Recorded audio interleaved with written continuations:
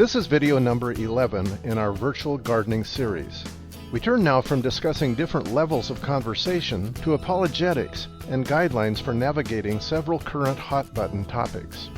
What is apologetics? Contrary to what you might think, it really has nothing to do with apologizing. It has everything to do with giving an explanation or defense of what you believe.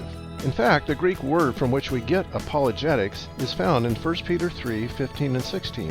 In your hearts regard Christ the Lord as holy, ready at any time to give a defense. The Greek word is apologion, to anyone who asks you for a reason for the hope that is in you. Yet do this with gentleness and reverence, keeping a clear conscience. In this video, we'll briefly explain how and when apologetics can be helpful in evangelism, and then point you to some good resources you may want to explore. Here are 4 things to remember about apologetics. First, apologetics is not the same thing as evangelism or preaching the gospel, but it can be a valuable tool in clearing away objections or misunderstandings regarding Christian truth. Second, apologetics is such a broad field that the average Christian cannot become well-versed in all areas. If you choose to study apologetics at all, your focus will probably be determined by the relationships God brings into your life.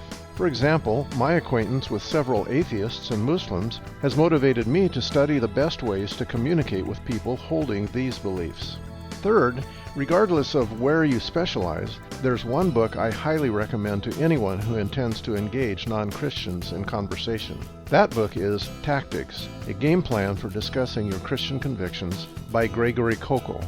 Rather than rebutting specific arguments against Christianity, Koukl shows you how to ask good questions and stay in the driver's seat in conversations. There's a link in the notes below to a video explaining why you need to read Tactics.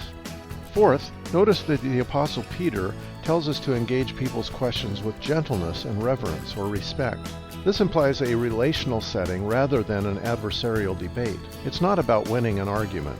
If you are cultivating friendships and spiritual conversations with non-Christians for the sake of the gospel, questions will arise, and you will need to be prepared, spiritually by regarding Jesus as holy and keeping a clear conscience, and mentally by doing your apologetics homework.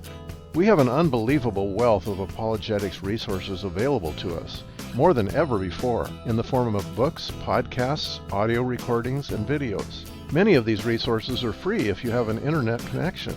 Here are some excellent collections of short apologetics videos that you can learn from, even if you only have a few minutes at a time. Stand to Reason videos, a series of 11 one-minute videos focusing on tactics you can use in conversations. Reasonable Faith videos, 14 beautifully produced videos from Dr. William Lane Craig, each about 5 minutes long, dealing with classic objections to Christianity.